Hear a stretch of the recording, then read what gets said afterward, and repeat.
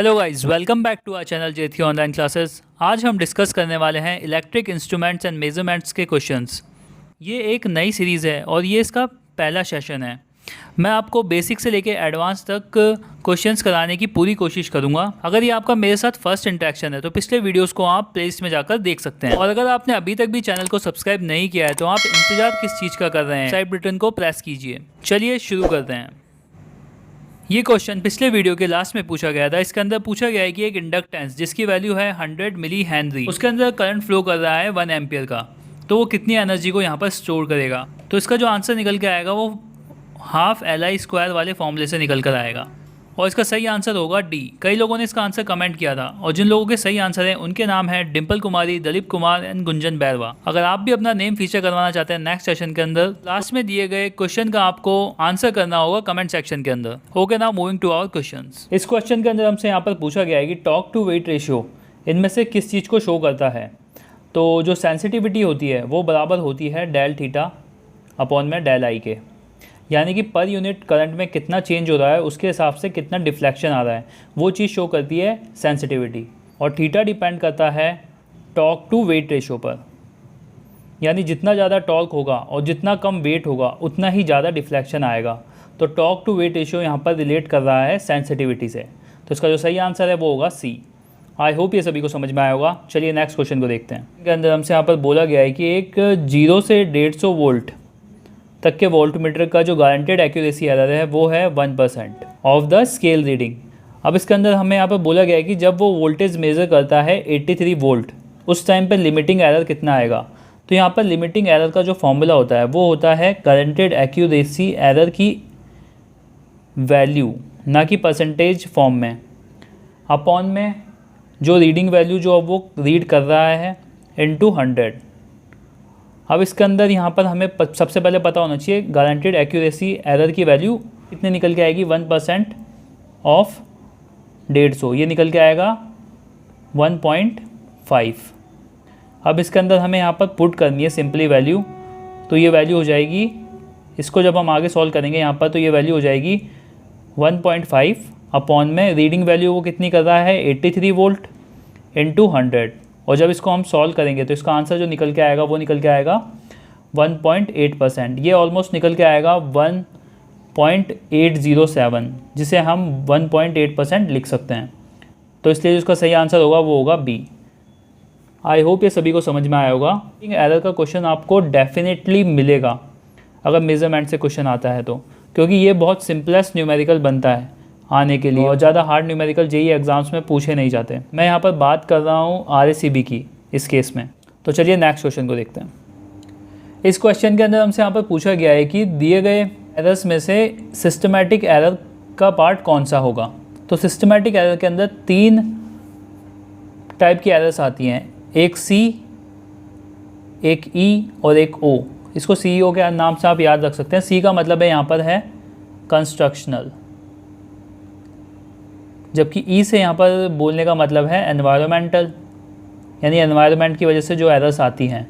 और ओ से यहाँ पर बोलने का मतलब है ऑब्जर्वेशनल, यानी जब हम किसी रीडिंग को ऑब्जर्व करते हैं उस टाइम पर जो रीडिंग आती है। तो इसका तो जो मेन चीज़ है ऑब्जर्वेशनल के अंदर वो आती है पैरेलैक्स एरर, जबकि कंस्ट्रक्शनल एरर को ही जाना जाता है इंस्ट्रूमेंटल एरर के नाम से। तो इसलिए यहाँ पर इसका जो सही आंसर होगा वो होगा डी, इंस्ट्रूमेंटल एरर्स। और जो लोडिंग इफेक्ट की वजह से एरर आता है वो पार्ट होता है इंस्ट्रूमेंटल एरर का। ये चीज़ भी आपको याद रखनी है, इस पे MCQ बन सकता है। तो चलिए नेक्स्ट क्वेश्चन को देखते हैं। इस क्वेश्चन के अंदर हमसे यहाँ पर पूछा गया है कि PMMC को लेकर इनमें से कौन सा स्टेटमेंट ट्रू है। फर्स्ट में यहाँ पर पूछा गया है कि PMMC की स्केल जो होती है वो यूनिफॉर्मली डिवाइडेड होती है। तो PMMC का कंट्रोलिंग टॉर्क बराबर होता है BINA के, ये आप लोगों ने पढ़ा होगा। और कंट्रोलिंग टॉर्क को हम यहाँ पर लिख सकते हैं KC, स्प्रिंग का कांस्टेंट होता है, और थीटा जो डिफ्लेक्शन आएगा वो बराबर होता है BINA के, यानी जो थीटा है वो डायरेक्टली प्रोपोर्शनल चल रहा है I के। तो इसकी जो स्केल होगी वो होगी लीनियर। इसके अंदर जो लीनियर स्केल होती है वो यूनिफॉर्मली डिवाइडेड होती है। तो ये वाला स्टेटमेंट तो ट्रू है, पर हमसे यहाँ पर पूछा गया है कि कौन सा स्टेटमेंट ट्रू नहीं है। सेकंड में यहाँ पर बोला गया है कि पावर कंजम्पशन इसकी बहुत कम होती है। तो ये बात भी सही है, इसकी पावर कंजम्पशन ऑलमोस्ट होती है 20 म्यू वॉट से लेकर 200 म्यू वॉट तक। तीसरे ऑप्शन में यहाँ पर बोला गया है कि पीएमएमसी डीसी के लिए ही यूज़ होता है। ये स्टेटमेंट भी यहाँ पर सही है। पीएमएमसी सिर्फ डीसी के लिए ही यूज़ होता है और ये एवरेज वैल्यू को मेज़र करता है। चौथे ऑप्शन के अंदर यहाँ पर बोला गया है कि इसके अंदर प्रिसीजन नहीं आता क्योंकि इसका torque to weight ratio low होता है। ऐसा नहीं है, सबसे ज़्यादा torque to weight ratio PMMC का ही होता है, तो इसलिए ये स्टेटमेंट यहाँ पर रॉन्ग है और इस केस में हमसे यहाँ पर रॉन्ग स्टेटमेंट ही पूछी गई थी, तो इसलिए जो इसका सही आंसर है वो होगा डी। आई होप ये सभी को समझ में आया होगा। अगर फिर भी किसी का कोई डाउट रह जाता है तो आप कमेंट सेक्शन के अंदर पूछ सकते हैं। इसी टाइप के क्वेश्चंस आपको आने वाले जेईई एग्ज़ाम्स में देखने को मिलेंगे। अगर आपने पिछले वीडियोस को नहीं देखा है तो उन्हें आप प्लेलिस्ट में जाकर देख सकते हैं। चलिए नेक्स्ट क्वेश्चन देखते हैं। इस क्वेश्चन के अंदर हमसे यहाँ पर पूछा गया है कि एमआई टाइप इंस्ट्रूमेंट्स को लेकर कौन सा स्टेटमेंट ट्रू नहीं है। फर्स्ट ऑप्शन में हमें यहाँ पर बोला गया है कि ये एसी और डीसी के लिए यूज़ होती है, तो ये स्टेटमेंट बिल्कुल सही है। ये इसे हम एसी और डीसी दोनों के लिए यूज़ कर सकते हैं। इसके अंदर सॉफ्ट आयरन का यूज़ होता है, ये ऑप्शन भी बिल्कुल करेक्ट है। थर्ड ऑप्शन में हमें यहाँ पर बोला गया है कि यूनिफॉर्मली डिवाइडेड होती है इसकी, तो इसका जो थीटा होता है यानी डिफ्लेक्शन होता है वो प्रोपोर्शनल होता है आई स्क्वायर के, तो इसकी स्केल नॉन लीनियर होती है जैसा कि आपको दिख रहा है। ये ऑप्शन इनकरेक्ट होगा और यही हमारा सही आंसर होगा क्योंकि इसके अंदर स्टेटमेंट पूछा गया है जो सही नहीं है। तो आई होप ये आप सभी को समझ में आया होगा। चलिए नेक्स्ट क्वेश्चन देखते हैं। इसी के साथ मैं आपको एक चीज़ और बता देता हूँ कि पीएमएमसी ही सिर्फ ऐसा इंस्ट्रूमेंट है जो डीसी के साथ यूज़ होता है और इंडक्शन टाइप मीटर जो होते हैं वो सिर्फ एसी के साथ यूज़ होते हैं। तो ये चीज़ पता होनी चाहिए, आपके जेईई एग्ज़ाम्स में ऐसा क्वेश्चन पूछा जा सकता है। तो चलिए नेक्स्ट क्वेश्चन को देखते हैं। इस क्वेश्चन के अंदर हमसे यहाँ पर पूछा गया है कि एक 3 phase dynamometer type power factor metre के अंदर जो 2 मूविंग कॉइल्स होती है वो किस एंगल पर इंक्लाइंड होती हैं। तो इसका जो सही आंसर है वो होगा ए 120 डिग्री।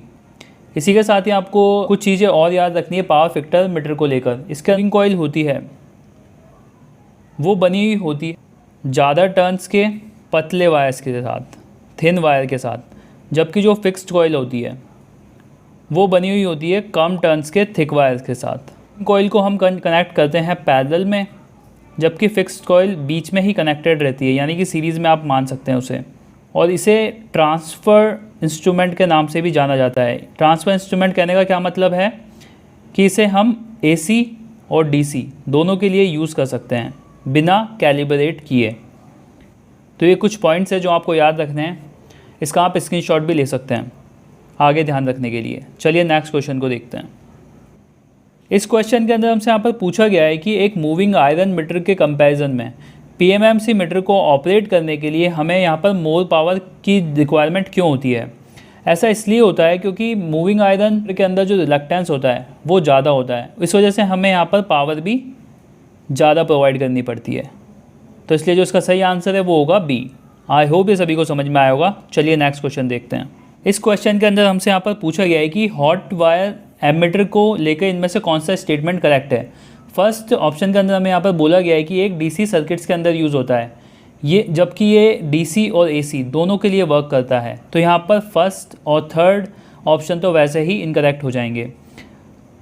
तो इसका जो सही आंसर होगा वो होगा डी, जैसा कि मैंने आपको अभी समझाया। अब आपको पता होना चाहिए कि हॉट वायर एमीटर क्या होता है। हॉट वायर एमीटर में होता क्या है कि एक प्लैटिनम और इरिडियम का वायर यूज़ किया जाता है। जैसे इसके अंदर करंट फ्लो करता है तो इसकी लेंथ इंक्रीज़ होती है और फिर इसकी वर्किंग स्टार्ट होती है, या कुछ होता है इसका प्रिंसिपल। अब इसके अंदर जो वायर यूज़ किया जाता है वो यूज़ किया जाता है प्लैटिनम इरिडियम का, तो इसलिए आपको ये चीज़ ज़रूर याद रखनी है। चलिए नेक्स्ट क्वेश्चन को देखते हैं। इस क्वेश्चन के अंदर हमसे यहाँ पर पूछा गया है कि इनमें से कौन सा इंस्ट्रूमेंट सिर्फ डीसी पर वर्क करता है। जैसा कि मैंने आपको अभी पिछले क्वेश्चंस के अंदर बताया है कि हॉट वायर एसी और डीसी दोनों पर वर्क करता है, जबकि परमानेंट मैग्नेट इंस्ट्रूमेंट ही सिर्फ डीसी पर वर्क करते हैं। मूविंग आयरन भी एसी और डीसी दोनों पर वर्क करता है, इसलिए जो इसका सही आंसर होगा वो होगा सी। इसके अलावा मैंने आपको एक चीज़ और बताई थी कि इंडक्शन टाइप जो मीटर होते हैं वो ही सिर्फ एसी पर वर्क करते हैं। मैंने इसी तरह क्वेश्चंस के थ्रू आपके कई कंसेप्ट्स क्लियर कराए हैं पिछले वीडियोस में भी। अगर आपने पावर इलेक्ट्रॉनिक्स की सीरीज़ नहीं देखी है तो उसे भी आप जाकर ज़रूर देखिएगा, वो भी आपको आपके जेईई एग्ज़ाम्स में काफ़ी हेल्पफुल रहेगी। तो चलिए नेक्स्ट क्वेश्चन देखते हैं। इस क्वेश्चन के अंदर हमसे यहाँ पर बोला गया है कि ओवर डैम्पिंग की वजह से इंस्ट्रूमेंट के अंदर इनमें से कौन सी कैरेक्टरिस्टिक्स आ जाती है। तो डैम्पिंग का हम यूज़ क्यों करते हैं। इंस्ट्रूमेंट्स के अंदर जो ऑसिलेशंस होते हैं उस चीज़ को कम करने के लिए हम यहाँ पर डैम्पिंग का यूज़ करते हैं। और जब डैम्पिंग की वैल्यू बहुत ज़्यादा हो जाती है तो उस केस में हमारा सेटलिंग टाइम जो होता है वो बढ़ जाता है, और सेटलिंग टाइम बढ़ने की वजह से हमारा सिस्टम जो होता है वो लेथार्जिक और स्लो हो जाता है। तो इसलिए इसका सही आंसर है ए। और यहाँ पर डैम्पिंग प्रोवाइड करने के 3 मेथड्स होते हैं। पहला होता है एयर फ्रिक्शन, दूसरा होता है फ्लूइड फ्रिक्शन, और तीसरा होता है एडी करंट। इनमें से जो सबसे इफ़ेक्टिव मेथड है वो है एडी करंट, उसके बाद आता है फ्लूइड फ्रिक्शन, और तीसरे नंबर पर आता है एयर फ्रिक्शन। तो ये चीज़ भी आपको याद रखनी है अगर इनकेस आपसे पूछ ली जाए। चलिए नेक्स्ट क्वेश्चन को देखते हैं।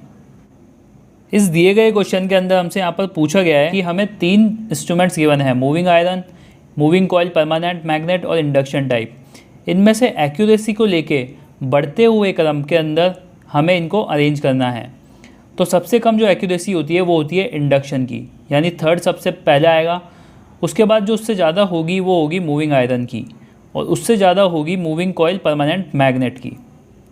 और मूविंग कॉइल परमानेंट मैग्नेट का जो सेंसिटिविटी भी बहुत ज़्यादा होती है, ये चीज़ भी आपको याद रखनी है। तो इसलिए जो उसका सही आंसर होगा वो होगा C312। आई होप ये सभी को समझ में आया होगा। अगर किसी का फिर भी कोई डाउट रह जाता है तो उसे आप कमेंट सेक्शन के अंदर पूछ लीजिएगा।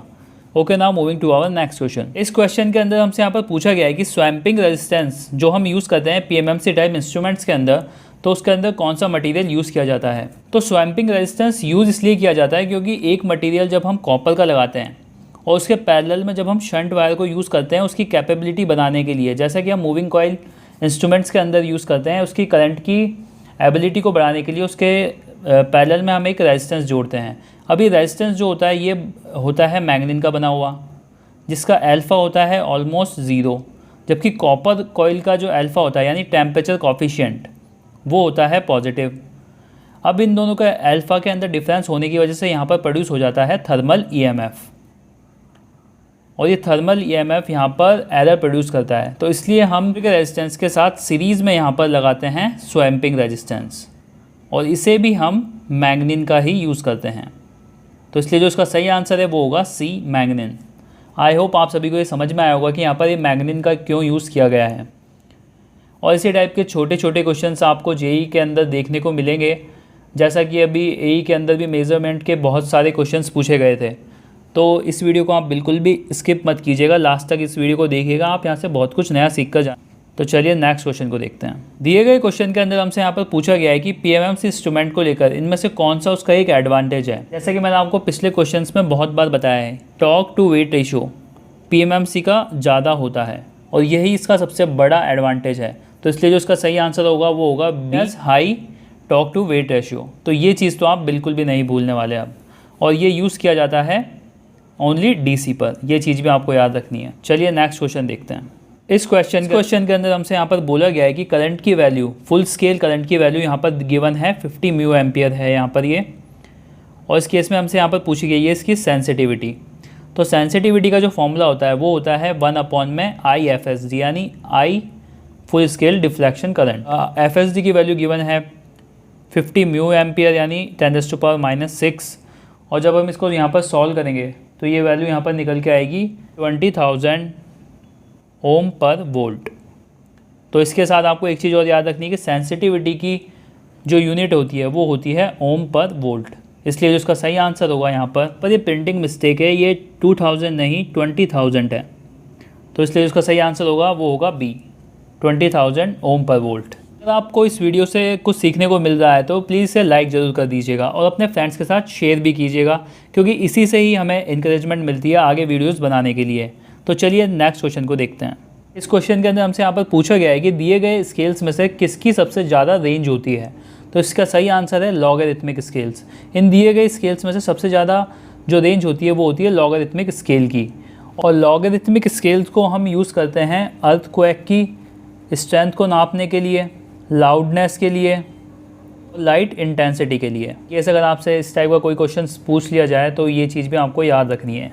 चलिए नेक्स्ट क्वेश्चन को देखते हैं। इस दिए गए क्वेश्चन के अंदर हमसे यहाँ पर पूछा गया है कि डेड टाइम को लेके इनमें से कौन सा स्टेटमेंट करेक्ट है। तो डेड टाइम क्या होता है कि जैसे हमने इंस्ट्रूमेंट को कोई इनपुट दिया, इनपुट देने के बाद वो रेस्पॉन्स प्रोवाइड करने में कुछ टाइम लेगा बीच का, उस बीच के टाइम जो लेगा उसी को कहा जाता है डेड टाइम। तो इसलिए जिसका सही आंसर होगा वो होगा C, the time before the instrument response after the quantity as altered. यानी हमने इनपुट कुछ प्रोवाइड किया और उसके बाद रेस्पॉन्स देने के बीच में जो टाइम ले रहा है वो, उस चीज़ को बोला जाता है डेड टाइम। और इनपुट के अंदर बहुत ज़्यादा चेंजेस करने के बाद भी अगर आउटपुट के अंदर कोई भी चेंज नहीं आ रहा है तो उस केस में उस एरिया को बोलेंगे डेड जोन। तो आपको इन दोनों के बीच का अंतर पता होना चाहिए। Okay, now moving to the next question. इस क्वेश्चन के अंदर हमसे यहाँ पर बोला गया है कि परसेंटेज वोल्टेज एरर की वैल्यू हमें यहाँ पर निकालनी है और पोटेंशियल ट्रांसफार्मर के अंदर हमें सिस्टम वोल्टेज हमें गिवन है 6600 और टर्न रेशियो गिवन है 50 और जो सेकेंडरी साइड में वोल्टेज मेजर करता है वो गिवन है 130 वोल्ट। तो आपको क्वेश्चन को देख के घबराना नहीं है। इसके अंदर जो यहाँ पर हमें 50 दे रखी है, ये वैल्यू दे रखी है नॉमिनल रेशियो की, जो सिस्टम का है उसकी वैल्यू हमें गिवन है 50, जबकि एक्चुअल रेशियो कितना आ रहा है वो हम यहाँ पर निकालेंगे सिस्टम का वोल्टेज अपोन में सेकेंडरी साइड का वोल्टेज, जिन दोनों की वैल्यू हमें यहाँ पर क्वेश्चन के अंदर गिवन थी। अब यहाँ पर जो वोल्टेज एरर निकल कर आती है उसका जो फॉर्मूला होता है वो परसेंटेज की फॉर्म में जब हम निकालेंगे तो वो निकल कर आएगा nominal ratio minus actual ratio upon में एक्चुअल रेशियो इंटू 100। अब हमें सिंपली यहाँ पर इसकी वैल्यू पुट करनी है। जब हम इसके अंदर यहाँ पर वैल्यू पुट करेंगे तो नॉमिनल रेशियो की जगह हम यहाँ पर लिखेंगे 50, एक्चुअल रेशियो की जगह आएगा 6600 अपॉन में 130 और नीचे एक्चुअल रेशियो की जगह आएगा 6600 अपॉन में 130। जब यहाँ पर हम इसे सॉल्व करेंगे तो ये यहाँ पर निकल के आएगा 50 माइनस 50.76 अपॉन में 50.76। यहाँ पर मैं 100 से मल्टीप्लाई करना भूल गया था, तो यहाँ पर 100 से मल्टीप्लाई भी करना है इसे, तो यहाँ पर ये 100 से मल्टीप्लाई भी होगा। तो ये निकल कर आएगा यहाँ पर -0.76 इंटू 100 अपॉन में 50.76। और जब हम इस वैल्यू को सॉल्व करेंगे यहाँ पर तो ये वैल्यू का आंसर यहाँ पर जो हमें निकल कर आएगा वो निकल कर आएगा ऑलमोस्ट 1.497, माइनस में आएगी ये वैल्यू। तो यहाँ पर जो इसके अप्रॉक्स में जो हमें आंसर गिवन है ऑप्शंस के अंदर वो गिवन है 1.51, इसलिए जो इसका सही आंसर होगा वो होगा ए। आई होप ये सभी को समझ में आया होगा। अगर फिर भी आपका कोई डाउट है तो उसे आप कमेंट सेक्शन के अंदर ज़रूर पूछिए। ये क्वेश्चंस कई बार रिपीट हुआ है, एसएससी जेई के अंदर भी रिपीट हुआ है, यूपी पीसीएल के अंदर भी रिपीट हुआ है और आरएससीबी जेई जो नेक्स्ट मंथ प्रोबेबली होने वाला है उसके अंदर भी ये रिपीट हो सकता है। तो चलिए नेक्स्ट क्वेश्चन को देखते हैं। इस क्वेश्चन के अंदर हमसे यहाँ पर बोला गया है कि इक्विलिब्रियम कंडीशन के अंदर जो कंट्रोलिंग टॉर्क होता है वो डिफ्लेक्टिंग टॉर्क के रेस्पेक्ट में टाइप से रहता है। तो जो कंट्रोलिंग टॉर्क होता है वो अपोजिट होता है डिफ्लेक्टिंग टॉर्क के। तो जैसे जैसे डिफ्लेक्टिंग टॉर्क की वैल्यू बढ़ती है कंट्रोलिंग टॉर्क की वैल्यू भी बढ़ती जाती है और किसी एक पॉइंट पर जब इन दोनों की वैल्यू बराबर हो जाती है तो उस कंडीशन को हम कहते हैं बैलेंस कंडीशन। उस टाइम पे हमारा जो पॉइंटर होता है वो कहीं भी मूव नहीं करता है, तो इसलिए इसी कंडीशन को बोला जाता है इक्विलिब्रियम कंडीशन। तो इसका जो सही आंसर होगा वो होगा A, TC = TD। I hope ये सभी को समझ में आया होगा। Okay, now moving to the next question. इस क्वेश्चन के अंदर हमसे यहाँ पर पूछा गया है कि जो इंडिकेटिंग टाइप इंस्ट्रूमेंट्स होते हैं उनके अंदर जो पॉइंटर यूज़ किया जाता है वो कौन से मटेरियल का बना हुआ होता है। तो इसका जो सही आंसर है वो होगा एल्यूमिनियम। एल्यूमिनियम लेने के पीछे इसका कारण ये है कि इसका वेट जो होता है वो बहुत कम होता है। कम होने के साथ साथ ही इसके अंदर जो एरर की पॉसिबिलिटीज़ होती हैं वो भी बहुत कम रह जाती हैं, इसलिए हम यहाँ पर एल्यूमिनियम का यूज़ करते हैं। चलिए नेक्स्ट क्वेश्चन को देखते हैं। इस क्वेश्चन के अंदर हमें यहाँ पर बोला गया है कि एक PMMC टाइप वोल्ट मीटर के अंदर फुल स्केल रीडिंग लेता है वो 250 वोल्ट की और उसके अंदर इंटरनल रेजिस्टेंस की वैल्यू हमें यहाँ पर गिवन है 400 किलो ओम और उसके साथ एक सीरीज़ में रेजिस्टेंस लगा हुआ है 100 किलो ओम। अब इसके अंदर हमसे यहाँ पर पूछी गई है इसकी सेंसिटिविटी। इसकी यूनिट हम सभी जानते हैं कि ओम पर वोल्ट के अंदर होती है। तो सेंसिटिविटी बराबर होती है 1/IFSD यानी फुल स्केल डिफ्लेक्शन करंट। इसकी वैल्यू यहाँ पर कितनी निकल के आएगी, R इक्वलेंट अपॉन में जो फुल स्केल रीडिंग आ रही है वोल्टेज की इसका आर इक्वलेंट निकालना होगा। आर इक्वलेंट निकल कर आएगा, इंटरनल रेजिस्टेंस कितना गिवन है हमें 400 किलो ओम, और साथ में जो सीरीज़ के अंदर रेजिस्टेंस कनेक्टेड है वो है 100 किलो ओम। इन दोनों को जब हम जोड़ेंगे तो यहाँ पर ये निकल के आएगा 500 किलो ओम। इस चीज़ की वैल्यू हमें यहाँ पर पुट करनी है, तो आर इक्वलेंट की जगह हम यहाँ पर पुट करेंगे 500 इंटू 10⁻³ और वोल्टेज जो हमें गिवन है फुल स्केल रीडिंग की वो गिवन है 250 वोल्ट। जब इन दोनों को हम यहाँ पर डिवाइड करेंगे तो आंसर निकल कर आएगा 2 किलो ओम पर वोल्ट। और यहाँ पे ऑप्शंस में से जो इसका सही आंसर होगा वो होगा बी। आई होप ये सभी को समझ में आया होगा। चलिए नेक्स्ट क्वेश्चन को देखते हैं। इस क्वेश्चन के अंदर हमसे यहाँ पर पूछा गया है कि पीएमएमसी इंस्ट्रूमेंट को लेकर इनमें से कौन सा स्टेटमेंट ट्रू नहीं है।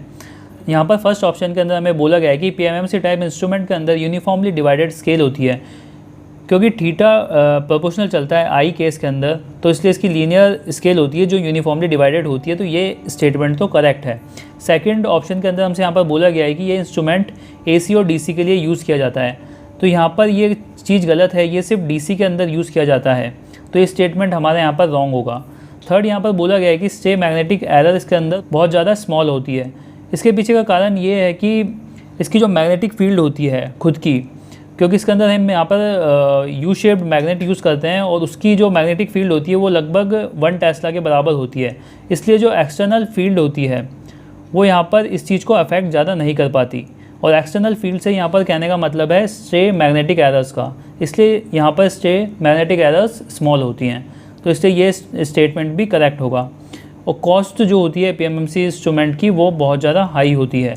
ये यहाँ पर जो स्टेटमेंट है ये भी यहाँ पर करेक्ट है, तो इसका जो सही आंसर होगा वो होगा बी, क्योंकि हमें यहाँ पर पूछा गया था कि कौन सा स्टेटमेंट ट्रू नहीं होगा।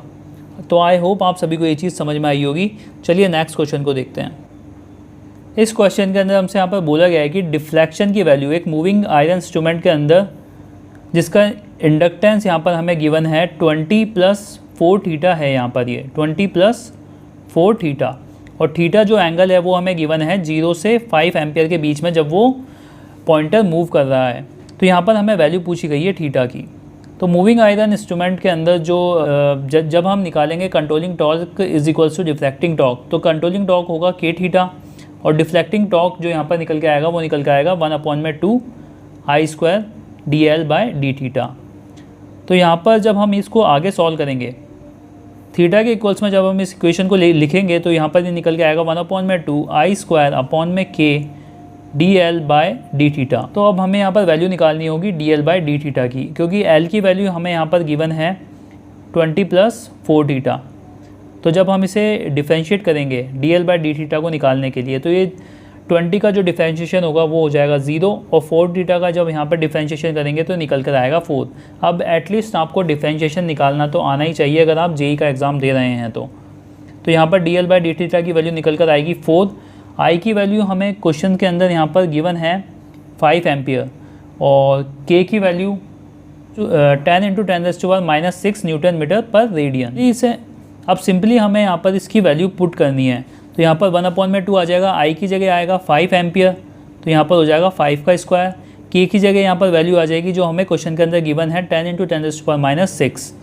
dl/d थीटा की वैल्यू जैसा कि हमने अभी निकाली है तो यहाँ पर निकल के आ जाएगी 4, और जब हम इस वैल्यू को सॉल्व करेंगे तो हमारा जो आंसर निकल कर आएगा वो निकल कर आएगा 5 रेडियन। इसलिए जो इसका सही आंसर होगा वो होगा ए 5 रेडियन। अगर आपको फिर भी कोई किसी भी क्वेश्चन के अंदर कोई क्वेरी होती है तो आप उसे कमेंट सेक्शन के अंदर पूछ सकते हैं। आपको आने वाले जेईई एग्जाम्स के अंदर पावर इलेक्ट्रॉनिक्स के क्वेश्चंस भी बहुत ज़्यादा अमाउंट में देखने को मिल सकते हैं, तो अगर आपने पावर इलेक्ट्रॉनिक्स की सीरीज़ नहीं देखी है तो उसे आप प्लेलिस्ट में जाकर देख सकते हैं, और इस वीडियो को लाइक ज़रूर कर दीजिएगा आगे भी ऐसे वीडियोज़ देखने के लिए। Okay, now moving to the next question. इस क्वेश्चन के अंदर हमसे यहाँ पर पूछा गया है कि डिफ्लेक्शन जो होता है मूविंग आयरन इंस्ट्रूमेंट्स के अंदर उसे लेकर इनमें से कौन सा स्टेटमेंट करेक्ट होगा। तो जैसा कि मैंने आपको अभी पिछले क्वेश्चन के अंदर बताया था कि जो टॉर्क प्रोड्यूस होता है इसके अंदर वो बराबर होता है डिफ्लेक्टिंग टॉर्क जो होता है कि स्क्वायर वैल्यू के अंदर गिवन है कि आई की स्क्वायर वैल्यू के ऊपर यहाँ पर टॉर्क डिपेंड कर रहा है, और ये जो करंट है ये आरएमएस की फॉर्म में हमें यहाँ पर गिवन है, तो इसलिए जो इसका सही आंसर होगा वो होगा D, proportional to the square of RMS value of operating current. I hope ये सभी को क्लियर हुआ होगा। Okay, now moving to the next question. इस क्वेश्चन के अंदर हमसे यहाँ पर पूछा गया है कि दिए गए डैम्पिंग मेथड्स में से कौन सा मेथड सबसे ज़्यादा एफिशिएंट है? तो इसका जो सही आंसर होगा वो होगा एडी करंट डैम्पिंग।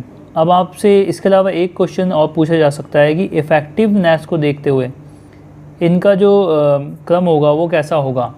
तो उसके अंदर सबसे पहले आएगी एडी करंट डैम्पिंग, उसके बाद आएगी फ्लूइड फ्रिक्शन डैम्पिंग और उसके बाद आएगी एयर डैम्पिंग। जबकि अगर हम प्रायोरिटी देंगे तो उस केस के अंदर यहाँ पर आएगी एडी करंट डैम्पिंग, उसके बाद आएगी यहाँ पर एयर डैम्पिंग और सबसे लास्ट में आएगी फ्लूइड फ्रिक्शन डैम्पिंग। तो इन दोनों चीज़ों को भी आपको यहाँ पर याद रखना है कि इफेक्टिवनेस के ऊपर पूछे तो क्या उसका ऑर्डर होगा और प्रायोरिटी के ऊपर पूछे तो क्या ऑर्डर होगा। आई होप आपको इस सेशन से काफ़ी कुछ सीखने को मिला होगा। और यह है आपका आज के लिए क्वेश्चन। इस क्वेश्चन के अंदर हमसे यहाँ पर पूछा गया है कि रेक्टिफायर टाइप इंस्ट्रूमेंट कौन सी सप्लाई के ऊपर वर्क करता है। इसका आंसर आपको करना है कमेंट। अगर आप भी अपना नेम फीचर करवाना चाहते हैं नेक्स्ट सेशन के अंदर तो आपको इसका आंसर देना होगा कमेंट सेक्शन के अंदर। और इसी तरह आगे भी नॉलेज को गेन करने के लिए हमारे चैनल को सब्सक्राइब कर दीजिएगा, अपने फ्रेंड्स के साथ शेयर भी कर दीजिएगा और लाइक करना बिल्कुल भी मत भूलिएगा हमें इंकरेज करने के लिए ऐसे ही आगे वीडियोज़ बनाने के लिए। Thank you for listening.